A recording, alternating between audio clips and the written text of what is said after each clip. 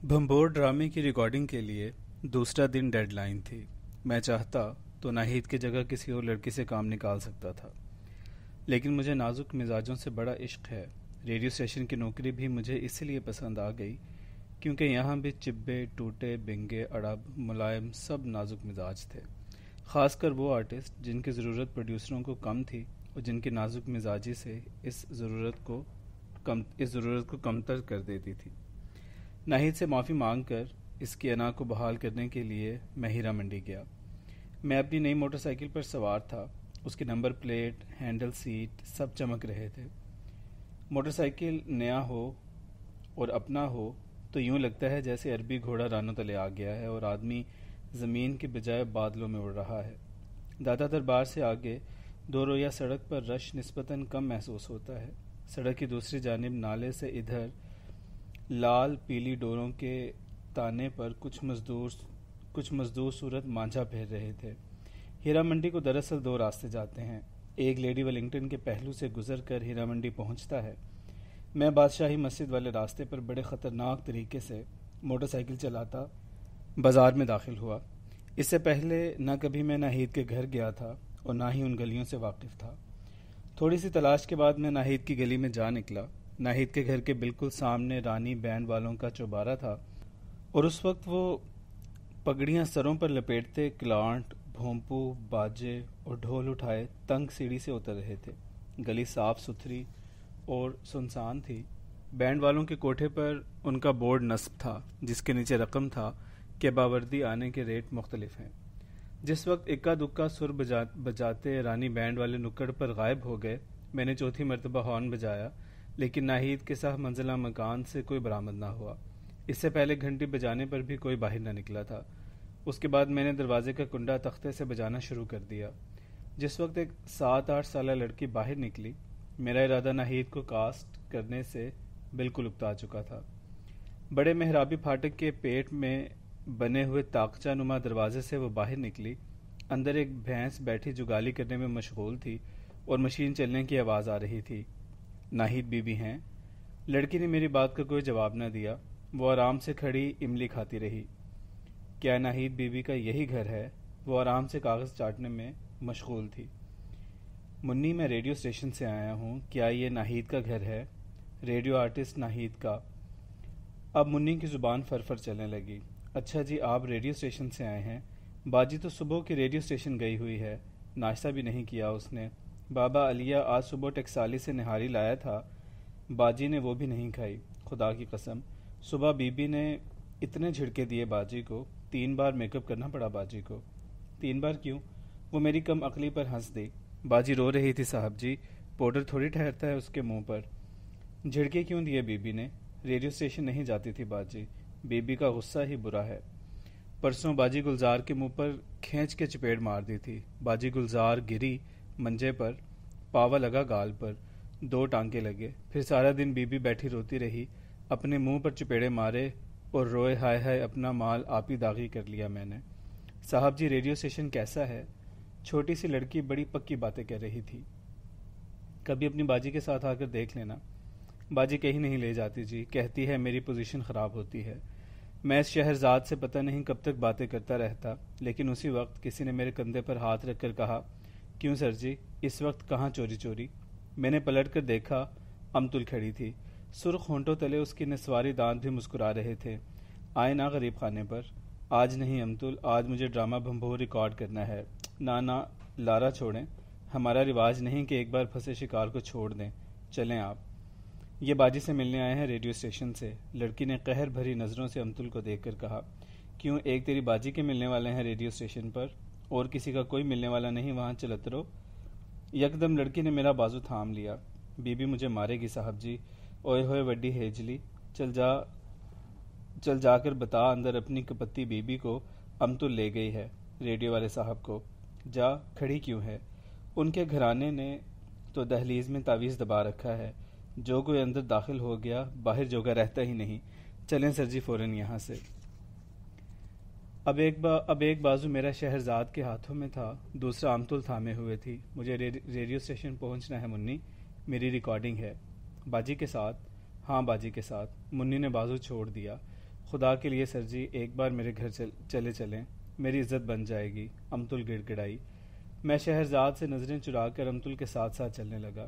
ہم تھوڑے دور گئے تھے کہ منی بھاگی ہوئی میرے پاس آئی اور گھبرا کر بولی، بی بی مجھے مارے گی آپا جی، آپ انہیں ساتھ نہ لے جائیں۔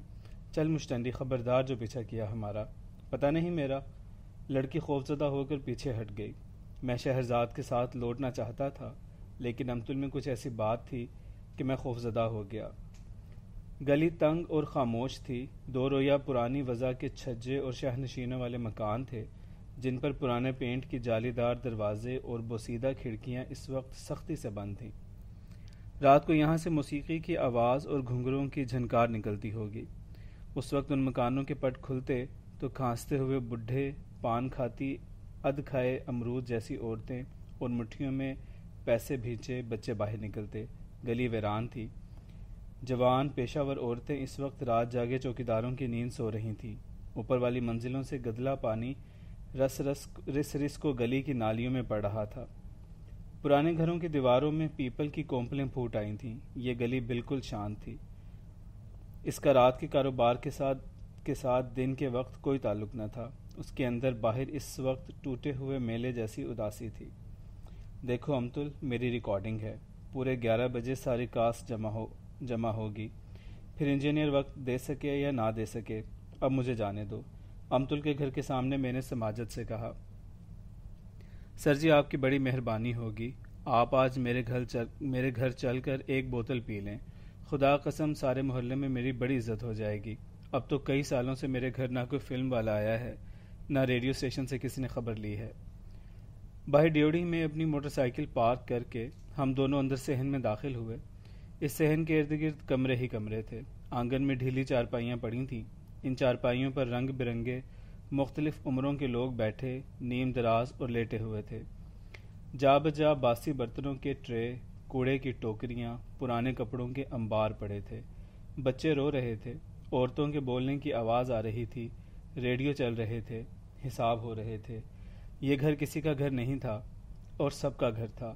بہت سا بے مصرف سامان، زائد چہرے اور فرنیچر کی وجہ سے یہاں سب کچھ فالتو اور بیکار نظر آتا تھا۔ امتل میرا بازو تھامے بڑے فاتحانہ انداز میں صحن میں داخل ہوئی۔ میں اس کی ٹرافی تھا اور وہ مجھے جیت کر لائی تھی۔ ہم دونوں بغلی سیڑھیوں سے اوپر والی منزل میں داخل ہوئے۔ یہاں بھی نچلے کمروں کی طرح چاروں طرف کمرے ہی کمرے تھے، لیکن اوپر والی منزل قدرے غیر آباد تھی۔ صحن کی جانب کھلنے والی کھڑکیاں بند تھیں۔ کمرہ بے ترتیب تھا۔ ایک پرانا پلنگ تھا جس پر بوسیدہ کھیس اور نسواری رنگ کی شنیل کی رضائی پڑی تھی۔ الماری کے پٹ بالکل کھلے تھے اور ان میں ٹھوسا ٹھوس بغیر تہہ کیے ہوئے کپڑے اٹے تھے۔ امتل نے کمرے میں گھستے ہی الماری کے پٹ بند کر کے اس کے سامنے کرسی رکھ دی۔ بوسیدہ صوفے پر چڑھ کر سڑک کی جانب کھلنے والی کھڑکیاں کھولیں اور مجھے صوفے پر بیٹھنے کا اشارہ کیا۔ یہ اتنی ساری مخلوق یہاں رہتی ہے امتل، تمہارے ساتھ؟ ہاں سر جی، ہمارا رواج ہے، ہم لوگ اپنے بزرگوں کی بہت عزت کرتے ہیں۔ وہ اپنا دوپٹہ اتار کر صوفہ جھاڑنے لگی۔ یہ سب تمہارے بزرگ ہیں؟ بچے، لڑکیاں، سب؟ کچھ بزرگ ہیں، کچھ رشتہ دار ہیں۔ اچھا یہ بتائیں، کوکا پئیں گے کہ فینٹا؟ امتل سچ پوچھو تو کچھ بھی نہیں، ریکارڈنگ ہے میری۔ چائے، سبز قہوہ؟ چلو چائے صحیح۔ اب اس نے دوپٹہ برقع سب پلنگ پر پھینک دیا اور اندر صحن کی جانب کھلنے والے چھجے کی طرف چلی گئی۔ بی بی جی چائے بھجوائیں اوپر، پارٹی آئی ہے۔ پشت سے وہ بالکل 42 برس کی معلوم نہیں ہوتی تھی۔ اس کے کولے کمر کندھے 25 برس کی جوان عورت کے نظر آتے تھے۔ جب وہ صحن کی طرف کھلنے والے دروازے کی چٹخنی لگا کر اندر آئی تو اس کے چہرے پر ہلکی سرخی تھی۔ پارٹی کیا مطلب امتل؟ اس نے آنکھ مار کر کہا، سر جی پارٹی گاہک ہوتا ہے، اب وقت بدل گیا ہے، گاہک کہتے ہوئے شرم آتی ہے۔ میں کچھ گھبرا کر بولا، لیکن میں تو پارٹی نہیں ہوں امتل۔ سر جی کیا بتائیں، میری عزت بن جائے گی محلے میں، آپ کا کیا جائے گا؟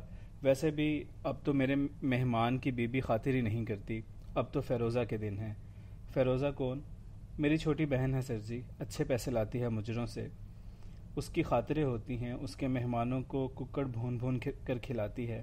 میں تو چائے بھی منگوا لوں تو بی بی کو غصہ چڑھ جاتا ہے، پتہ نہیں کیوں۔ مجھے امتل پر شدید ترس آ گیا۔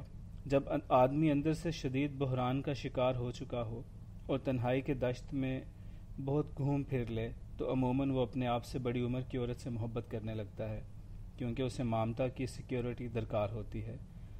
شاید یہی وہ لمحہ تھا جس میں ایک لا حاصل رابطے کا شکار ہوا۔ مجھے اس کے بوڑھے جسم میں دوشیزگی کی ادائیں دیکھ کر ایسے تکلیف ہو رہی تھی کہ اگر میرے بس میں ہوتا تو میں اسے اس کی جوانی کہیں سے لا کر لوٹا دیتا۔ دراصل یہی وہ وقت تھا جب مجھے بھاگنا چاہیے تھا، کیونکہ وہ بھی میری طرح ادموا گرج تھی۔ اس گدھ کی ساری زندگی بیابانوں میں، اجڑے تھلوں میں، سوکھے پیڑوں پر کٹی تھی، لیکن ہم مشرب کو سامنے پا کر مجھ سے بھاگا نہ گیا۔ اس میں کچھ ایسی گرمی، لجاجت اور خوبصورتی تھی کہ مجھے تھوڑی دیر کے لیے السر کا درد بھی بھول گیا۔ میری بیوی بہت بدقسمت ہے بیچاری۔ اگر اس کے گھر 5 بیٹوں کی جگہ 5 بیٹیاں ہوتیں تو آج راج کرتی بیوی۔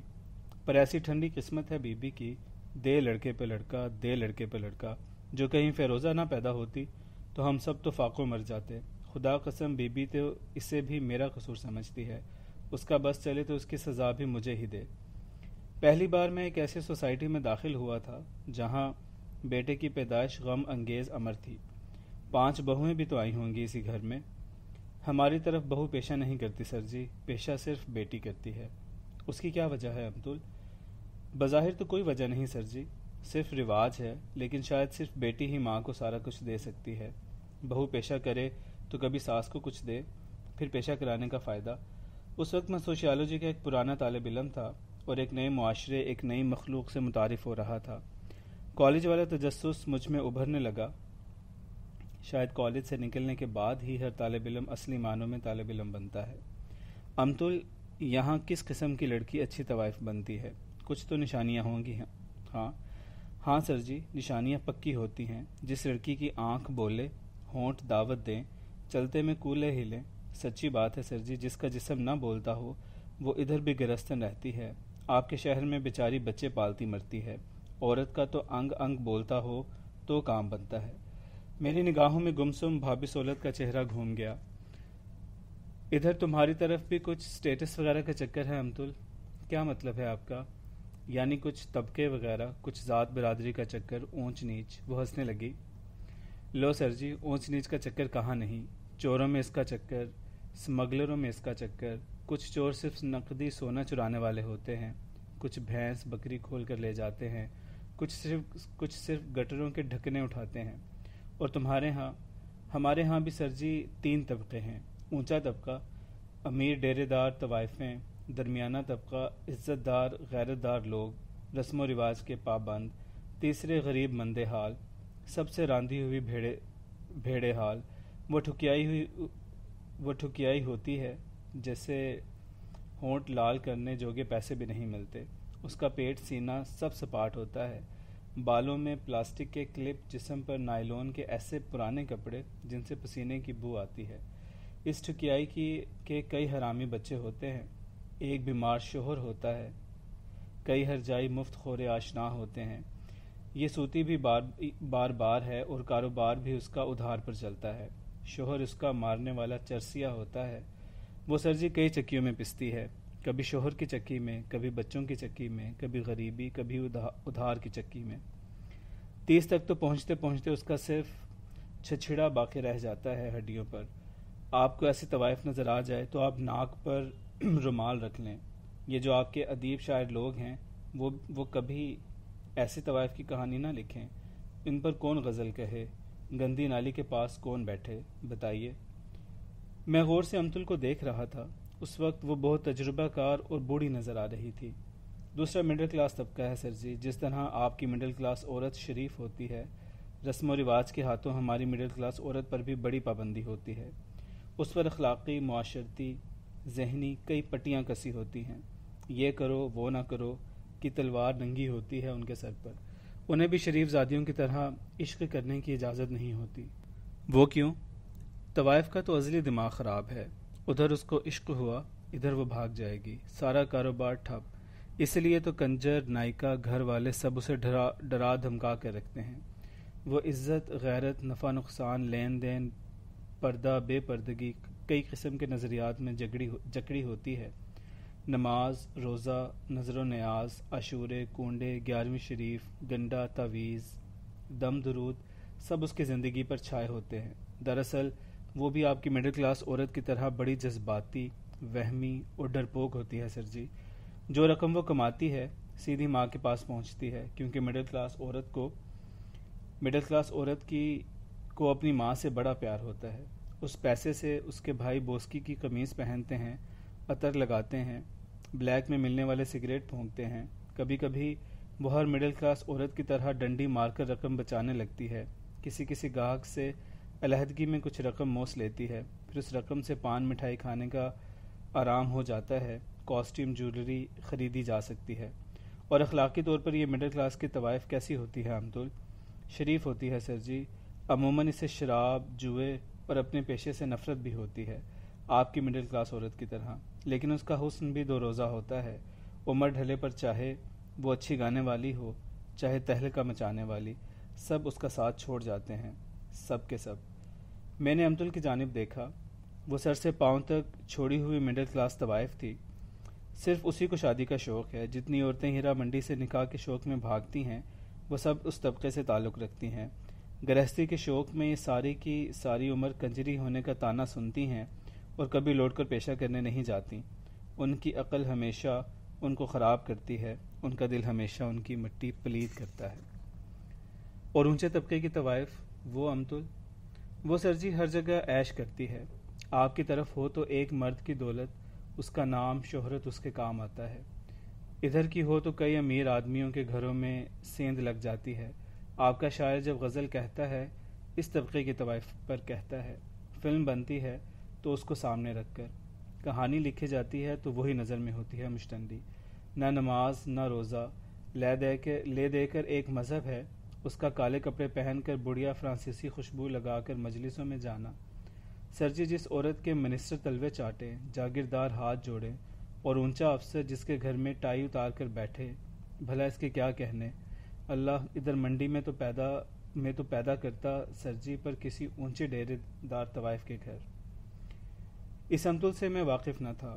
وہ بڑے تسلسل اور تجربے سے بولنے کی اہل تھی اور اس کی باتوں میں خاص قسم کی منطق تھی۔ پتہ نہیں یہ اس کی گفتگو تھی کہ سوشیالوجی میں دلچسپی۔ اب میں کافی حد تک ریلیکس ہو چکا تھا اور مختلف قسم کے سوال پوچھ رہا تھا۔ چائے کافی دیر میں آئی، لیکن چائے کے ساتھ پرتکلف سامان بھی تھا۔ چائے کا ٹرے میز پر رکھ کر نوجوان لڑکے نے پوچھا، بی بی پوچھتی ہیں صاف چادریں اور غلاف بھی بھیج دوں؟ امتل نے چور نظروں سے میری طرف دیکھا اور پھر کھسیانی ہنسی ہنس کر بولی، لے اور نہیں تو کیا، اور پان کا بھی پوچھا ہے بی بی نے، وہ بھی بھیج دے۔ نوجوان لڑکا ایک بھرپور نظر مجھ پر ڈال کر لجاجت سے بولا، سر جی ذرا موٹر سائیکل کی چابی دیں، میں لوہاری سے پتنگ لے آؤں۔ تیری ٹانگیں ٹوٹی ہوئی ہیں، یہ ریڈیو اسٹیشن سے آئے ہیں، کوئی کیویں نہیں ہیں، جا پھٹا کھا۔ میں نے جیب سے نئی موٹر سائیکل کی چابی نکال کر اس کے حوالے کر دی۔ نا سر جی، جو ادھر آتا ہے یہی کرتا ہے، یہ اسی لیے چوڑ ہو جاتے ہیں ہمارے لڑکے۔ اچھا بھائی جلدی آنا، مجھے ریڈیو اسٹیشن جانا ہے، ریکارڈنگ ہے میری 11 بجے۔ یہ کم وقت کبھی جو رات کے 12 بجے سے پہلے آ گیا۔ امتل نے جھپٹ کر چابی چھین لینا چاہی، لیکن وہ اتنی دیر میں چمپت ہو گیا۔ اب آپ ریڈیو اسٹیشن کیسے جائیں گے؟ تم فکر نہ کرو، آ جائے گا ابھی۔ اس عمر میں سب کو موٹر سائیکل کا شوق ہوتا ہے۔ وہ عمر میں مجھ سے قریباً 2 گنی تھی، اس کے باوجود اس کی لجاجت، شرمندگی اور کم ہمتی نے عمر میں اسے مجھ سے چھوٹا بنا دیا تھا۔ ریڈیو اسٹیشن پر وہ تھانے دارنی بنی پھرتی تھی، یہاں اس کے چہرے پر کماری لڑکی جیسی حیا چھلکنے لگی۔ پتہ نہیں کیوں یکدم میں اس کے ساتھ بہت آرام دہ محسوس کرنے لگا۔ بڑی دیر تک وہ آؤ بھگت میں لگی رہی۔ مہمان نوازی اس کے ساتھ ایک نیچرل نسوانی فعل تھا، جیسے ماں دودھ پلاتی ہے۔ میں اب اس علاقے کی طبقاتی کشمکش میں دل میں دلچسپی لینے لگا۔ تم بھی تو بڑے ٹھسے کی ہوگی اپنے وقت میں امتل؟ تھی جی، پر ادھر مڈل کلاس کی عورت سے کچھ نہیں ہوتا، ٹاکیوں کی گڈی ہوتی ہے وہ تو۔ میں نے ساری عمر اتنی مار شریف عورتوں سے نہیں کھائی سر جی جتنی امیر رنڈیوں سے کھائی ہے۔ جو بھی اچھا گاہک کبھی ملا بالآخر انہوں نے چھین لیا، جو کام کا گاہک لگا یہ اڑا کر لے گئی۔ پتہ نہیں کیوں اس کی آنکھوں میں آنسو آ گئے اور چپ ہو گئی۔ امتل بہت زیادہ جی چکی تھی، انگنت لوگوں سے ملی تھی، اس کے تمام خوبصورت کنارے مینارے رنگ و روغن منقش پھول بوٹے ختم ہو چکے تھے، لیکن اس قدر استعمال شدہ ہونے پر بھی اس میں ایک حزن اور خوبصورتی ایسی بھی پیدا ہو گئی تھی جو پرانے کھنڈروں میں ہوتی ہے۔ ایک طرح سے وہ بجھا ہوا سگریٹ تھی، بے دھیانی بے مصرفی کی انتہا، لیکن کبھی کبھی اس سگریٹ میں آگ کے شعلے خود بخود نکلنے لگتے۔ ریڈیو اسٹیشن پہ وہ اور ہوتی، گھر پر ایک اور امتل ملتی، بازار میں اس کا رنگ بالکل انوکھا ہوتا۔ نوجوان کے جانے کے بعد چادریں اور غلاف آ گئے، امتل نے بستر صفائی سے بچھایا اور مجھ سے نظریں چرائے ادھر ادھر کی باتیں کرنے لگی۔ ریکارڈنگ کا ٹائم نکل گیا، شام کے سائے گہرے ہونے لگے، لیکن نوجوان موٹر سائیکل لے کر نہ لوٹا۔ میں چلا تو جاتا، لیکن دوبارہ میں موٹر سائیکل لینے ادھر نہ آنا چاہتا تھا۔ جب ہم رات کا کھانا کھا چکے تو امتل نے لجاجت سے کہا، سر جی اب آپ چلے جائیں، خدا قسم وہ تو چاہے کل تک نہ آئے، الو کا پٹھا۔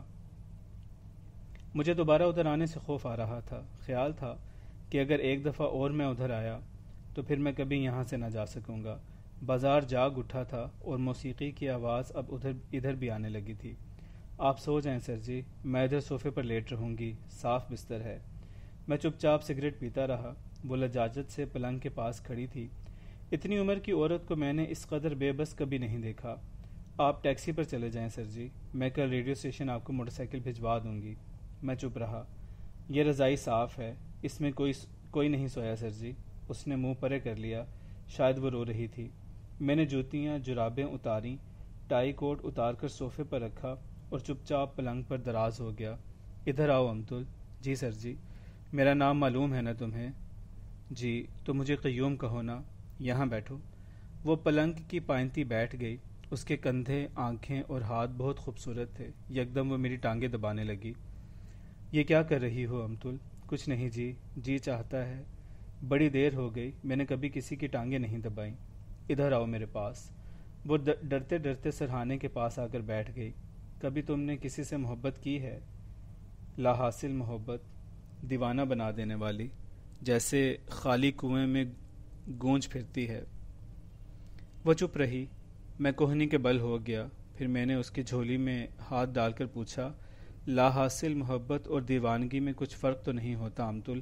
تم تو تجربہ کار ہو، بتاؤ تم نے کبھی عقل شعور سے نکل کر محبت کی ہے؟ میرے ہاتھ پر ایک بڑا سا آنسو گرا۔ پھر امتل نے لمبی سانس بھری لیکن خاموش رہی۔ بتاؤ امتل۔ اس نے منہ پھیر کر کہا، ہمیں کیا بتائیں ان باتوں کا سر جی، ہم لوگ کوئی زخم تھوڑے ہوتے ہیں، زخم تو اور جگہوں سے لگتے ہیں، ہم تو صرف پھاہا رکھتے ہیں زخموں پر، ہمارا تو فرسٹ ایڈ کا محکمہ ہے۔ پھر کسی کا زخم ٹھیک ہوا تمہارے ہاتھوں؟ اب اس کی آنکھوں میں جھرنے کی طرف آنسو گرنے لگے۔ نا سر جی، یہ زخم ہمیشہ اسی سے ٹھیک ہوتے ہیں جو انہیں عنایت کرتا ہے، کبھی کبھی تو یہ اس کے بس کی بات بھی نہیں رہتی۔ میں نے اٹھ کر اس کے دونوں کندھے پکڑ لیے۔ بتاؤ امتل، جب آدمی کسی کو زخم عطا نہیں کر سکتا، خود کسی کا زخم بھر نہیں سکتا، تو پھر وہ جیتا کیوں ہے، جیے کیوں چلا جاتا ہے؟ پتہ نہیں کیوں اس نے مجھے سینے سے لگا لیا اور روتے ہوئے بولی، آپ کیوں روتے ہیں، روئیں آپ کے دشمن۔ آدھی رات گئے جب میرا موٹر سائیکل نیچے آیا تو میری آنکھ کھلی۔ باہر کے لیمپ پوسٹ کی روشنی تکیے پر اس جگہ پڑ رہی تھی جہاں امتل سوئی ہوئی تھی۔ اس وقت اس کی عمر اس کے چہرے پر لکھی تھی، آنکھوں کے نیچے گہرے حلقے اور ہونٹ لکیردار تھے۔ وہ منہ کھولے ہلکے ہلکے خراٹے لے رہی تھی۔ پہلی بار میں عافیت سے دوچار ہوا، اپنے ہم جنس کی رفاقت ملی، گد برادری کا کوئی فرد اس قدر قریب پا کر میں نے اسے آہستہ سے اٹھایا۔ امتل؟ وہ ہڑبڑا کر اٹھی۔ جی سر جی۔ مجھ سے شادی کرو گی؟ ہم دونوں ہمیشہ اکٹھے رہیں گے، ہمیشہ ہمیشہ۔ وہ عجیب طور پر ہنسی اور پھر مجھے تکیے پر دھکیل کر بولی، اچھا صبح سے ہی، اس وقت تو مولوی نہیں ملے گا۔ پہلی بار مجھے دیر تک ہنسی آتی رہی، اپنے آپ پر، امتل پر اور ساری دنیا پر۔ یوں تو ہر دفتر میں یوں ہی آنے والوں کی کمی نہیں ہوتی، لیکن ریڈیو ٹیلی ویژن اور فلمی دنیا میں ایسے لوگوں کا تانتا بندھا رہتا ہے۔ کچھ ایکٹر، کچھ ادیب، کچھ موسیقار پروگراموں کی تلاش میں آتے ہیں، کچھ نفری یہاں محض ادیبوں، گلوکاروں اور ایکٹروں سے ملنے آتی ہے۔ کچھ ایسے خوش فہم خالی الوقت لوگ یہاں آتے ہیں جو سمجھتے ہیں ان شعبوں میں نام بنانا اور دولت کمانا بہت آسان ہے۔ یہ لوگ ان مکھیوں کی طرح ہوتے ہیں جن کا شہد کے ساتھ کوئی تعلق نہیں ہوتا، لیکن وہ مکھیوں کی دیکھا دیکھی پھولوں کا طواف کرنے میں مگن رہتے ہیں۔ میں کئی دن تک امتل کا اسی بھیڑ میں انتظار کرتا رہا، لیکن وہ ریڈیو اسٹیشن نہ آئی۔ اس روز میں دفتر جانے کے لیے تیار ہو رہا تھا کہ اچانک میرے سینے کے نیچے معدے میں جلن شروع ہو گئی۔ میں کرسی پر بیٹھ گیا۔ کچھ دنوں کے آرام کے بعد اب میرے السر میں پھر تکلیف ہونے لگی تھی۔ یکدم اتنا شدید درد اٹھتا اور جلن ایسی ہوتی کہ سانس رکنے لگتا۔ کبھی کبھی تو اس شدت تکلیف سے میرا سارا بدن پتے کی طرح کانپنے لگتا اور میں سوچتا کہ کسی اسپتال میں داخل ہو کر باقاعدگی سے اپنا علاج کرواؤں۔ اس وقت دروازے پر دستک ہوئی اور بھائی مختار اندر آئے، راجپوتی مونچھوں والے۔ سیکریٹریٹ میں کام کرنے والے میرے بھائی نے کھانس کر میری جانب دیکھا اور پھر نظریں جھکا لیں۔ بیمار ہو؟ آفیسر آن اسپیشل ڈیوٹی نے سوال کیا۔ جی نہیں، میں یکدم چوکنا ہو گیا۔ وہ تھوڑی دیر تک اپنے گھٹنے دیکھتے رہے۔ نارمل صحت مند آدمی کو ایک وقت پر ساتھی کی ضرورت ہوتی ہے، ورنہ وہ صحت مند نہیں رہ سکتا۔ جی اچھا ہے، تم اب باقاعدگی سے دفتر جانے لگے ہو اور مجھے اس بات کی خوشی ہے کہ تم پہلے سے بہتر ہو رہے ہو۔ نئی موٹر سائیکل کی بھی مبارک ہو۔ جی۔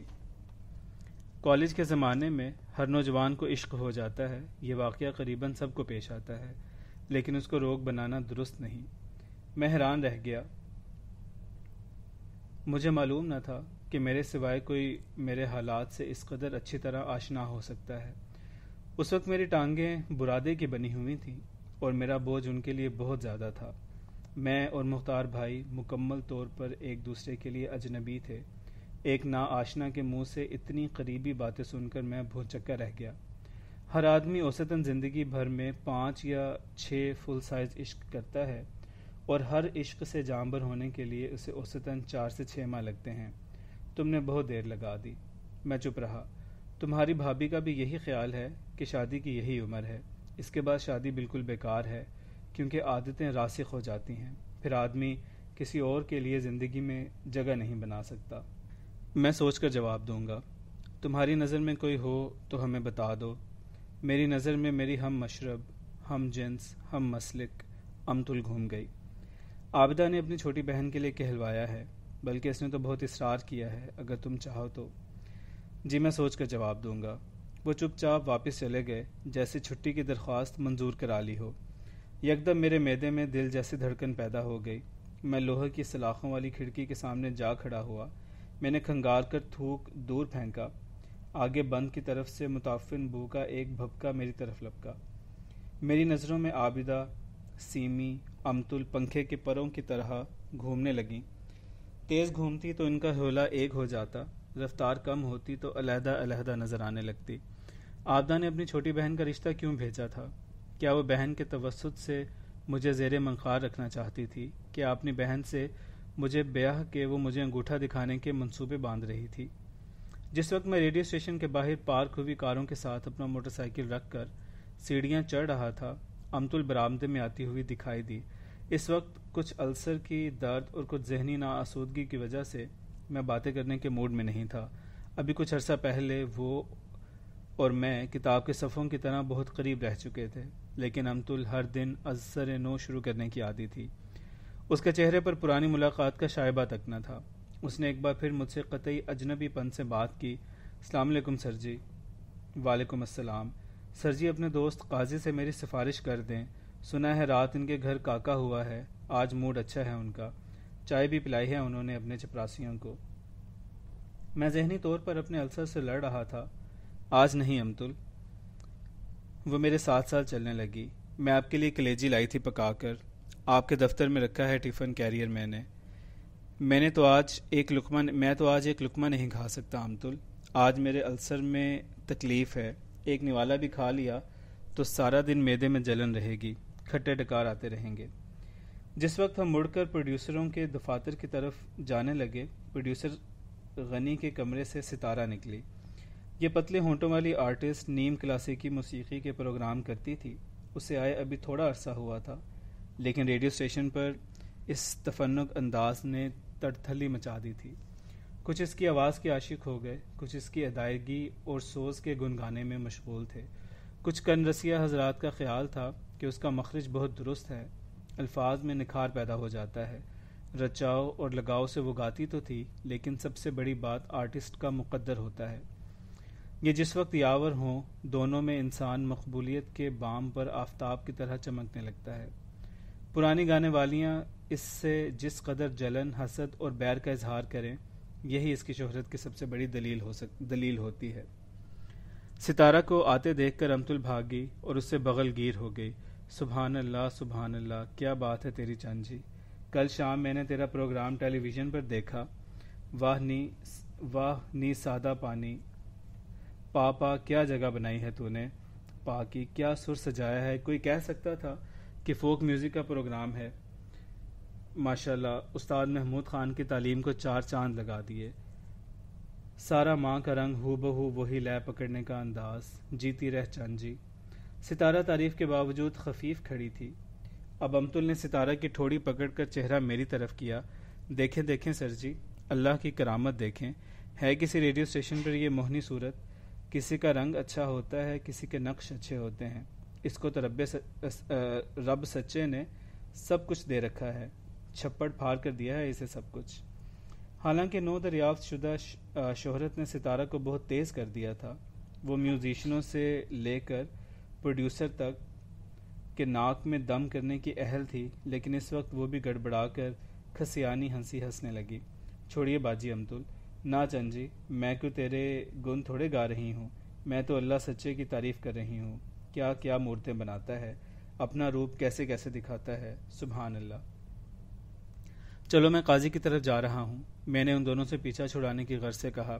چلتے ہیں سر جی، چلتے ہیں، یہ تل دیکھیں اس کے ناک پر، اس کی ماں کے ہونٹ پر تل تھا۔ سنا ہے سر جی، جس عورت کے ہونٹ پر تل ہو، مرد اس سے بہت محبت کرتے ہیں جی۔ ستارہ مری ہوئی بھینس کے کٹے کی طرح منہ تھتھائے کھڑی تھی۔ میں بھی رسہ تڑوا کر بھاگنے کے موڈ میں تھا، لیکن اس نے ہم دونوں کو پکڑ رکھا تھا اپنے مضبوط ہاتھوں سے۔ اس کی ماں کو بھی پہننے کھانے کا بہت شوق تھا سر جی۔ پاکستان سے پہلے کا ذکر ہے، میری عمر بہت کم تھی اس وقت، لیکن میں نے اس کی ماں کو دیکھا ہے کناٹ پیلس میں، میرون سوٹ سر جی، آنکھوں پر سیاہ چشمہ لگا ہوا، پیروں میں سفید سویٹ کے کوٹ شوز۔ وکٹوریا سے اتری تو سارا کناٹ پیلس ہل گیا۔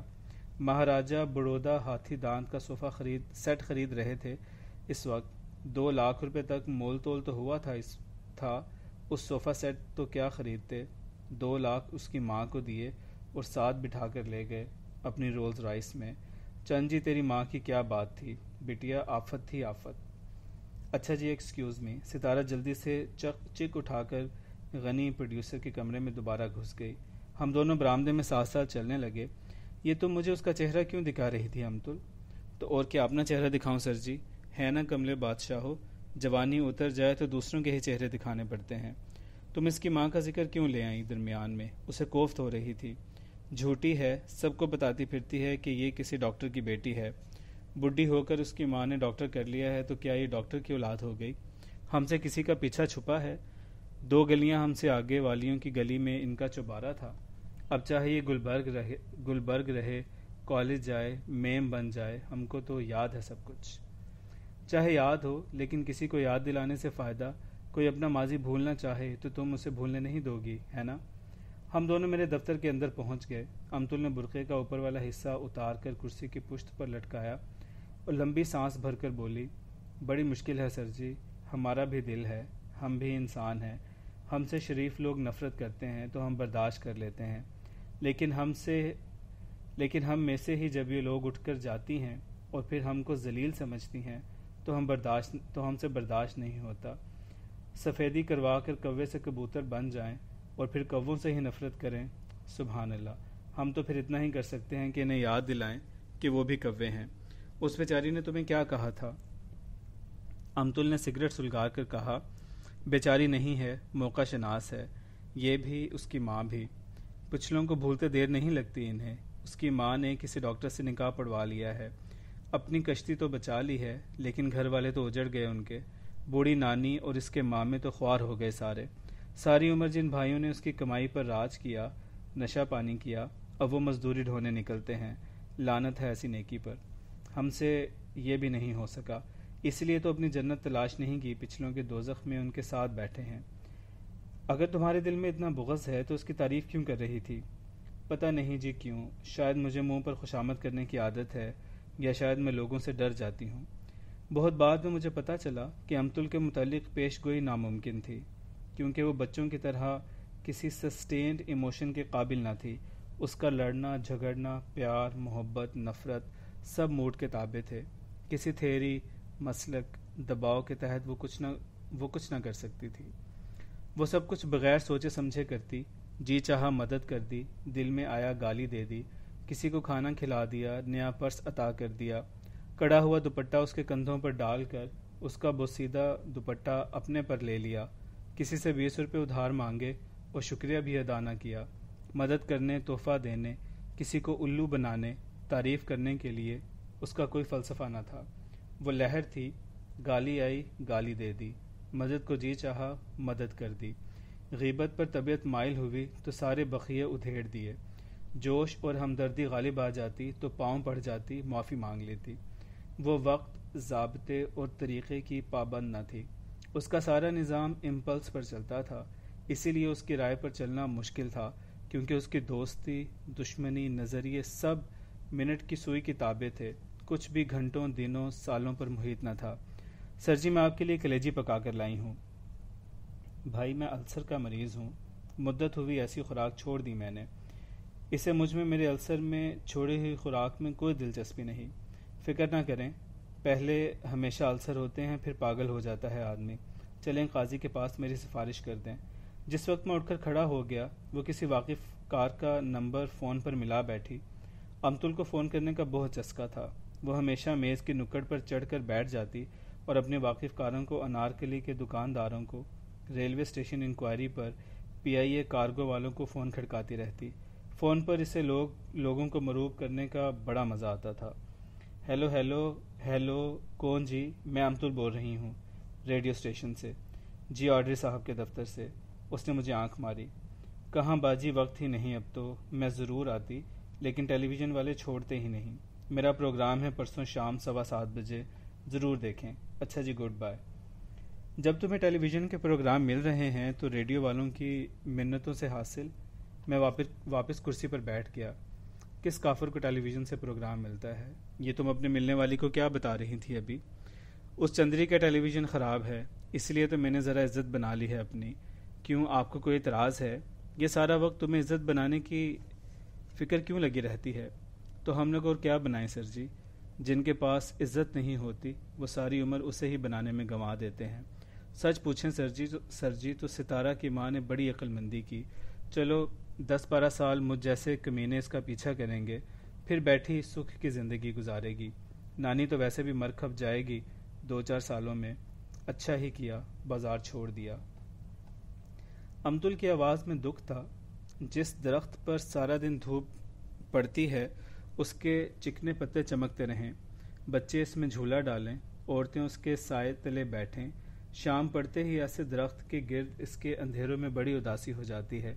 ایسے ہی امتل تھی، ہر وقت ہنسی مذاق، چکا چوند، ادھر ادھر کی بے تکی باتیں۔ جب وہ تھوڑی دیر کے لیے بھی چپ ہو جاتی تو اس کے ارد گرد بڑی مایوسی پھیل جاتی۔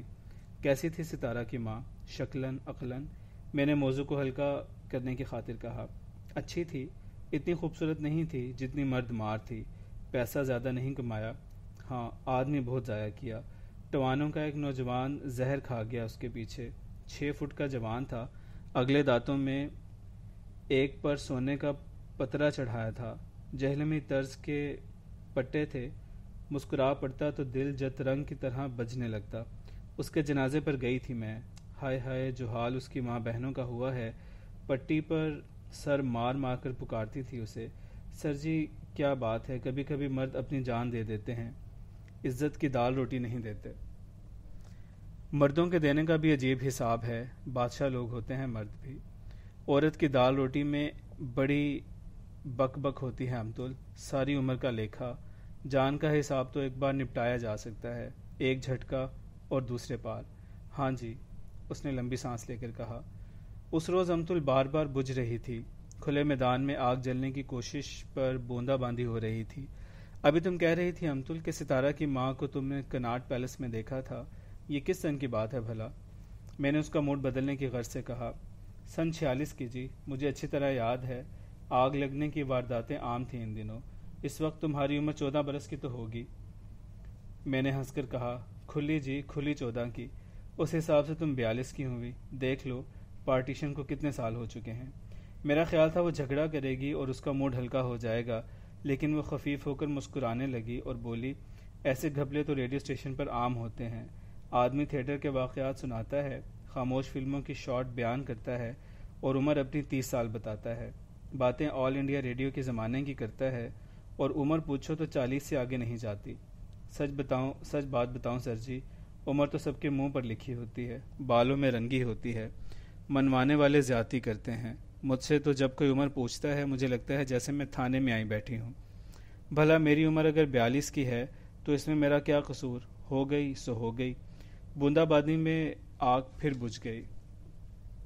فون کرنا ہو تو کر لو، پھر قاضی کے پاس چلیں۔ فون کا نام سن کر اس نے پی آئی اے کارگو کا فون نمبر ملایا اور بولی، ہیلو جی، پی آئی اے کارگو، میرا ایک پارسل آنا تھا کراچی سے، جی بڑا ضروری ہے جی، تبھی تو پوچھ رہی ہوں جی، میرا فون نمبر نوٹ کر لیں اور فوراً اطلاع دیں۔ اس نے میرا فون نمبر دوسری طرف دے دیا۔ یہ کیا کر رہی ہو امتل؟ یہ سرکاری فون ہے، جب کارگو والے پوچھیں تو رانگ نمبر کہہ دیں آپ، اتنی سی تو بات ہے۔ چلو اب سر جی، آج آپ میرے ساتھ چلیں۔ چلو تیار ہوں میں، قاضی کے پاس نہیں، میرے کرایہ دار کے گھر، انہوں نے مجھے 6 مہینے کا کرایہ نہیں دیا۔ کوئی مرد وہاں جاتا نہیں، وہ عورت سے کیوں ڈرنے لگا؟ تمہارے 5 بھائی ہیں، وہ نہیں جاتے کرایہ لینے؟ نہ جی، وہ کیوں خجل خوار ہونے لگے؟ وہ فیروزہ کی کمائی پر عیش کر رہے ہیں، ان کو کیا پرواہ؟ میں اس کے ساتھ دوبارہ نہیں جانا چاہتا تھا۔ آپ کو کچھ کرنا کرانا نہیں ہے سر جی، صرف میرے ساتھ چل پڑیں، رو پڑ جائے گا کرایہ داروں پر۔ خدا قسم میرے پاس تو رکشہ کو دینے کے لیے بھی پیسے نہیں ہوتے، اور بی بی تو ایک پائی بھی نہیں دیتی ہم جیسے بیکاروں کو۔ پتہ نہیں اس میں کیا تھا، اس جلتی بجھتی آگ کے ساتھ میں 9 گزے کی قبر کے پچھواڑے اس کے کرایہ داروں کے پاس چلا گیا۔